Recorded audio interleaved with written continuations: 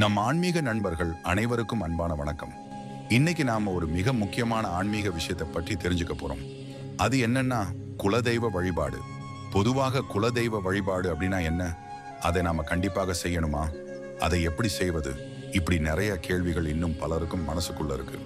இஷ்ட தெய்வம் அப்படின்னது என்னன்னா நமக்கு பிடிச்ச தெய்வத்தை நாமே தேர்ந்தெடுத்து நாமே வழிபடுவது. அதுதான் இஷ்ட தெய்வ வழிபாடு. அதுல எந்த கட்டுப்பாடும் கிடையாது. இன்னைக்கு ஒரு தெய்வம் கும்பிடலாம், நாளைக்கு இன்னொரு தெய்வம் கும்பிடலாம், அடுத்த நாளே வேறொரு தெய்வத்துக்கு போய் வழிபடலாம். அதுல எந்த பிரச்சனையும் இல்லை. ஆனா குலதெய்வ வழிபாடு அப்படின்னா அப்படி இல்லை. அது நம்ம வாழ்க்கையோட அடிப்படை மாதிரி. ஏன்னா நம்ம முன்னோர்கள் அவர்கள் எந்த தெய்வத்தை தங்கள் குலத்தின் தெய்வமாக ஏற்றுக்கொண்டார்களோ அந்த தெய்வம்தான் அந்த குலத்திற்கும் அதில் உள்ள ஒவ்வொருவருக்கும் பாதுகாவல தெய்வம். அந்த தெய்வத்தை மாற்றணும்னா நமக்கே அந்த உரிமை கிடையாது. அதனாலதான் சொல்றாங்க குலதெய்வம் மாறவே மாறாது. ஆனா ஒரே ஒரு சந்தர்ப்பத்தில் மட்டும் குலதெய்வம் மாறும். அது பெண்களுக்கு தான். பெண்களுக்கு எப்ப வரை தன் தகப்பனார் வீட்டு குலதெய்வம் இருக்கும்னா அவங்க கல்யாணம் ஆகிற வரைக்கும். கல்யாணமான பிறகு கணவன் வீட்டு குலதெய்வம் தான் அந்த பெண்ணின் குலதெய்வமாக மாறிவிடும். அதனால பெண்களுக்கு மட்டும் கல்யாணத்துக்கு பிறகு குலதெய்வம் மாறும். ஆனா மற்ற யாருக்கும் அவரவர் விருப்பப்படி குலதெய்வத்தை மாற்ற முடியாது. இப்போ உங்களுக்கு தெளிவா புரிஞ்சிருக்கும் இஷ்ட தெய்வத்துக்கும் குலதெய்வத்துக்கும் வித்தியாசம் என்னன்னு. சரி, இப்ப கேள்வி வரும், இந்த குலதெய்வத்தை வழிபடணுமா அப்படின்னா பதில் கண்டிப்பாக வழிபடணும். ஏன்னா ஒரு குலம் தழைக்கணும்னா அந்த குலத்துக்கான குலதெய்வ வழிபாடு அவசியம். அந்த தெய்வத்தின் அருளால் தான் அந்த குலத்துல உள்ள மக்கள் முன்னேற முடியும். அந்த தெய்வம் தான் நம்ம குடும்பத்தையும் நம்ம வாழ்க்கையையும் காத்து நடத்துறது. பல பேருக்கு இன்னும் ஒரு கேள்வி வரும், இந்த குலதெய்வம் எங்கிருந்து வந்தது அப்படின்னு. அந்த கேள்விக்கும் பதில் நிச்சயம் இருக்கு. ஆன்மீக நல்ல உள்ளங்களே, உங்க குல தெய்வத்தின் பெயரை சொல்லி இந்த வீடியோவுக்கு ஒரு லைக் செய்து எங்களுக்கு உங்கள் ஆதரவை கொடுங்கள். அப்படியே உங்க குல தெய்வத்தின் பெயரை நம் கமெண்ட் பாக்ஸில் பதிவிடுங்கள். நாங்களும் உங்கள் குல தெய்வத்தின் பெயரை தெரிந்து கொள்கிறோம். குலதெய்வம் அப்படின்னா யாரு? இந்த குலதெய்வம் எங்கிருந்து நமக்கு வந்தது அப்படின்னு நம்ம மனசுக்குள்ள சந்தேகம் எழும். அதுக்கான பதில் என்னன்னா, நம்ம முன்னோர்கள் காலத்திலே மறைந்த முன்னோர்களை குலதெய்வமாக ஏற்றுக்கொண்டு வழிபட ஆரம்பிச்சாங்க.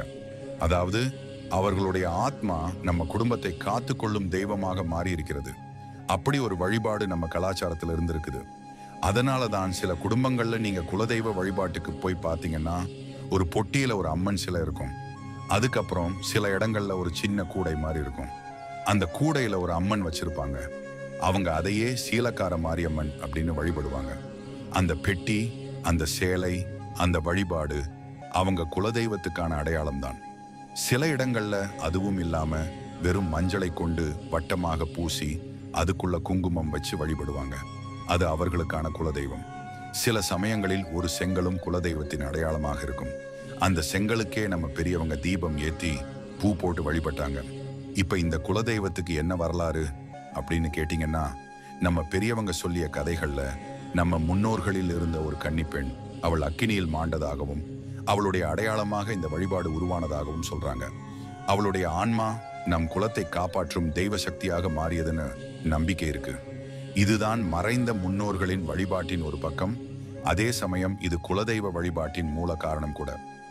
இன்னொரு பக்கம், நம்ம குலம் இக்கட்டான சூழ்நிலைகள்ல இருந்த போது எந்த தெய்வம் அந்த குலத்தை காப்பாத்தினதோ அந்த தெய்வத்தை அன்று முதல் நம்ம முன்னோர்கள் குலதெய்வமாக ஏற்றுக்கொண்டாங்க.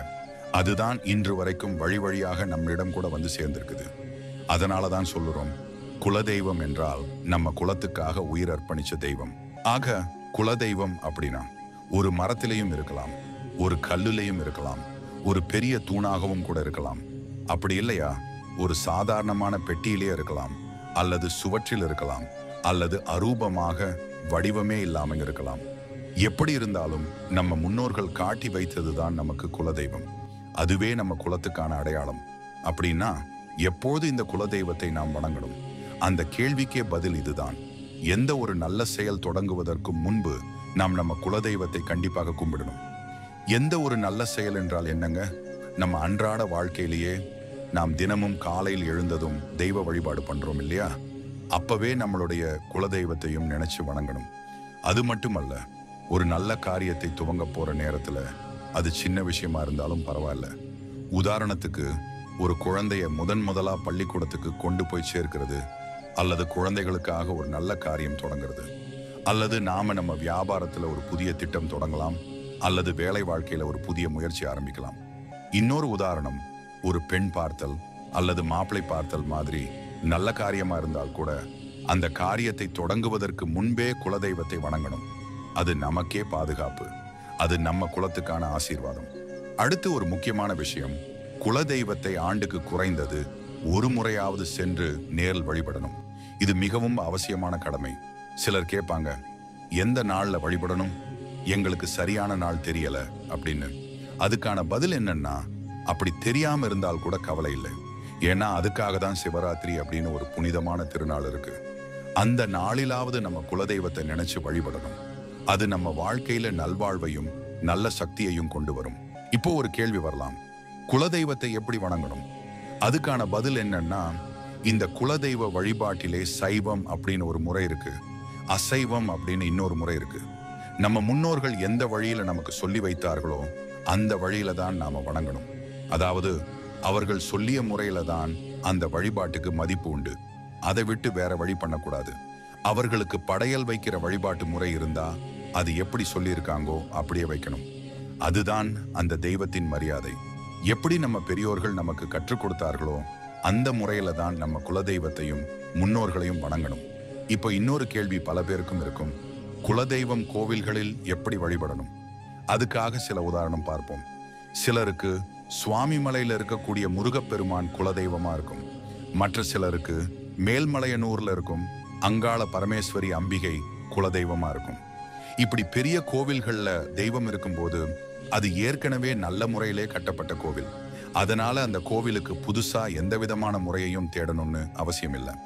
ஆனா இன்னும் பல குலதெய்வங்கள் நம்ம நாட்டுல புறநகர பகுதிகளில் இருக்கிறாங்க. உதாரணத்துக்கு திருநெல்வேலி மாவட்டத்துல போய் பார்த்தீங்கன்னா சுடலை மாட சுவாமி அப்படின்னு ஒரு தெய்வம் இருக்கும். அவரும் பல குடும்பங்களுக்கே குலதெய்வம். அந்த தெய்வத்துக்கான வழிபாட்டும் வேற மாதிரி இருக்கும். ஒவ்வொரு குலத்துக்கும் தங்களுக்கே உரிய வழிபாட்டு முறை இருக்கு. அதை தான் பாதுகாத்து அதே முறையில நாம தொடரணும். அதுவே நம்ம குலத்தின் மரபு. நம்ம பலரும் சுடலை மாட சுவாமி உருவத்தை கண்டு வழிபட்டிருக்கிறோம். ஆனா அங்க நீங்க நிதானமா கவனிச்சீங்கன்னா அந்த தெய்வத்துக்கு உருவ வழிபாடு அப்படின்னு கிடையாது. சுடலை மாட சுவாமிக்காக ஒரு தூண் மாதிரி பிம்பம் அமைத்திருப்பாங்க. அதுல தான் அவங்க அந்த தெய்வத்தை வழிபடுவாங்க. இது போல திருநெல்வேலி, கன்னியாகுமரி, நாகர்கோயில் இந்த பகுதிகளில் இப்படி திறந்த வெளியில் இருக்கும் குலதெய்வ ஆலயங்கள் நிறைய இருக்கின்றன. சில இடங்களிலோ வெறும் செங்கல் மட்டும்தான் இருக்கும், மேல்கூரை எதுவும் இருக்காது. ஆனா அதே அந்த மண்ணிலேயே அந்த வெளியில் இருந்த தெய்வமே அவர்களின் குலதெய்வம். இந்த மாதிரி ஆலயங்களில் மேல்கூரை இருந்தாலும் இல்லாவிட்டாலும் புதிதாக நாம ஒரு மாற்றம் செய்யணும்னா முதல்ல அந்த குலதெய்வத்தினுடைய அனுமதி வேண்டும். அதாவது அந்த தெய்வம் சம்மதிக்கிறதா என்று நம்ம மனசிலேயே ஒரு நம்பிக்கை உறுதி இருக்கணும். அப்பிறகு எல்லாரும் ஒத்துக்கொண்டு குடும்பத்தோட கலந்தாலோசனை செய்துதான் அந்த ஆலயத்தை அமைக்கலாம். இல்லைன்னா அந்த ஆலயம் எப்படியோ பழைய நிலையில் இருக்குதோ அந்த நிலையிலேயே அந்த தெய்வத்தை வணங்கலாம். ஏனென்றால் சில தெய்வங்கள் தங்களை மூடிக்கொள்வதற்கே அனுமதி தராது. மேல் கூரை அமைக்கக்கூடாது அப்படின்னு அந்த தெய்வம் தானே தடை போடும் என்று பெரியோர்கள் சொல்லுவாங்க இல்லையா? அப்படிப்பட்ட தெய்வங்களை திறந்த வெளியில் இருந்தாலும் நாம் அப்படியே ஏற்றுக்கொண்டு கும்பிடுவதே வழக்கம். கோவில் கட்டணும், கூரை போடணும் என்ற எண்ணத்தை காட்டிலும் அந்த தெய்வம் இருக்கும் அந்த நிலமே நமக்கு கோயில் என்பதுதான் உண்மையான பக்தி. குலதெய்வம் என்றால் அது ஒரு பெரிய கோவிலில் இருந்தாலோ, ஒரு சிறிய வயல் வரப்பிலோ, ஒரு கல்லுக்கடிலோ இருந்தாலோ, எங்கிருந்தாலும் அது நமக்காக காத்திருக்கிற தெய்வம். அந்த தெய்வத்தை நாம முழு மனதோட வழிபடுறது தான் முக்கியம். அந்த இடமே நமக்கு கோயில், அந்த பூமி தான் நமக்கு புனிதம். ஆனா சில நேரங்களில் நம்மளால் அந்த ஆலயத்துக்கே நேர்ல போக முடியாது. வேலை காரணமா, தூரம் காரணமா, உடல்நிலை காரணமா ஏதாவது ஒரு தடை இருக்கலாம். அப்படி இருந்தாலும் நம்ம குலதெய்வத்தை வணங்காமல் இருக்கக்கூடாது. வீட்டிலேயே சுத்தமா ஒரு சிறிய இடம் வச்சுக்கொண்டு குலதெய்வத்தின் பெயரை மனதுல நினைச்சு ஒரு விளக்கு ஏற்றி மனமாற கும்பிடலாம். நம்ம முன்னோர்கள் சொல்லிய வழிபாட்டு முறையிலேயே அதை செய்யணும். நமக்கு தெரிந்த முறையிலேயே மனம் நிறைந்த பக்தியோட நன்றி சொல்லினாலும் போதும். நம்ம மனம்தான் மிகப்பெரிய ஆலயம். அந்த மனத்திலே தெய்வத்தை நினைச்சு வணங்கினா அந்த அருள் நிச்சயமா நம்ம வாழ்க்கையிலே வரும். எல்லாருக்குமே கோவில் வந்து பக்கத்துல இருக்குன்னு சொல்ல முடியாது இல்லையா? சிலருக்கு ரொம்ப தூரமா இருக்கும். சிலர் வேற ஊர்கள்ல வேற நாட்கள்ல கூட இருப்பாங்க, வாழ்க்கைக்காக, வேலைக்காக. அப்போ அந்த குலதெய்வத்தை நாம எப்படி வழிபடுவது அப்படின்னா, பல கோவில்கள்ல ஒரு வழக்கம் இருக்கு. அந்த கோவிலிலிருந்து ஒரு பிடி மண் எடுத்துட்டு வந்து வீட்டுல வச்சு கும்பிடுற வழக்கம். அந்த மாதிரி ஒரு பழக்கம் உங்களுக்கும் இருந்தா அந்த பிடிமண் வச்சு வீட்டிலேயே பக்தியோட வழிபடலாம். சில குலதெய்வங்களுக்கு உருவ வழிபாடே இருக்கும். அப்போ அந்த தெய்வத்தின் படத்தை வீட்டுல வச்சு அப்புறம் அன்றாட பூஜை நேரத்துல மனமாற கும்பிடலாம். ஆனா சிலருக்கு குலதெய்வத்துக்கு உருவமோ கிடையாது, படமோ கிடையாது. அந்த பிடிமண் எடுத்து வர்ற வழக்கமும் இல்லாம இருக்கும். அப்படின்னா எப்படி கும்பிடலாம்? அதுக்கு தீர்வு இருக்கே. நம்ம வீட்டுல இருக்கும் பூஜை அறையில அந்த குலதெய்வத்துக்கு எது மகிழ்ச்சியான வழிபாடோ அந்த வழிபாட்டை பண்ணலாம். ஒரு விளக்கு ஏற்றி ஒரு மலர் வைத்து மனம் நிறைந்த பக்தியோட அந்த தெய்வத்தை கும்பிடலாம். நாம எங்க இருந்தாலும் பரவாயில்ல, நம்ம உள்ளத்துல அந்த குலதெய்வத்தை நினைச்சா போதும், அந்த நினைவே வழிபாடு ஆகிடும். குறிப்பா நம்ம வீட்டிலேயே மனமாற அந்த குலதெய்வத்தை நினைச்சு வணங்கினோம் அப்படின்னா அந்த குலதெய்வத்தின் அருள் நிச்சயமா நமக்கு பரிபூரணமா கிடைக்கும். இப்போ குலதெய்வத்துக்கு பிரார்த்தனை செய்யும் போது பல பேர் வந்து கேட்பாங்க, என்ன மாதிரி நாங்க குலதெய்வத்துக்கு பிரார்த்தனை செய்யலாம், அந்த பிரார்த்தனை நிறைவேறணும் என்றால் எப்படி செய்யலாம் அப்படின்னு. இதுல ஒரு ரொம்ப முக்கியமான விஷயம் இருக்கு. அது என்னன்னா, காசு முடிஞ்சு வைக்கிறது அப்படின்னு ஒரு பழக்கம் உண்டு. எந்த ஒரு செயலும் வெற்றிகரமா நடக்கணும் அப்படின்னு நீங்க நினைச்சீங்கன்னா அந்த செயலை துவங்குறதுக்கு முன்னாடி ஒரு நாணயம், அது ₹1 இருக்கட்டும், ₹1 இருக்கட்டும், அந்த நாணயத்தை எடுத்துக்கணும். அப்பிறகு ஒரு மஞ்சள் துணி, ஒரு வெள்ளை துணி எடுத்து அதை நல்ல சுத்தமான மஞ்சள்ல நனைச்சு காய வைங்க. அப்பிறகு அந்த மஞ்சள் துணியில அந்த காசை வச்சு அதோட சேர்த்து மஞ்சளும் குங்குமமும் வச்சு அதை நிதானமா முடிஞ்சு வச்சிடணும். அது ஒரு சிறிய செயல் மாதிரி தோன்றினாலும் அதுல ஒரு பெரிய ஆன்மீக அர்த்தம் இருக்கு. அது நம்ம மனசுக்கே ஒரு நம்பிக்கை, ஒரு உறுதி தரும். அந்த நம்பிக்கையோட நாம குலதெய்வத்தை நினைச்சு பிரார்த்தனை பண்ணினா அந்த தெய்வம் நிச்சயமா நம்ம வழியில ஒளிகாட்டும். ஆக நண்பர்களே, குலதெய்வம் அப்படிங்கிறது நம்ம குலத்துக்கான உயிர் தெய்வம். அவரை மனமாற நம்பி ஆண்டுக்கு ஒரு முறையாவது வழிபட்டால் போதும், அந்த தெய்வம் நம்ம வாழ்க்கையையும் நம்ம குடும்பத்தையும் காத்து நடத்துவார். அதனால குலதெய்வத்தை நம்புங்க, வழிபடுங்க, அருளோட வாழுங்க. அடுத்த வீடியோ மூலம் மீண்டும் சந்திப்போம். நன்றி, வணக்கம்.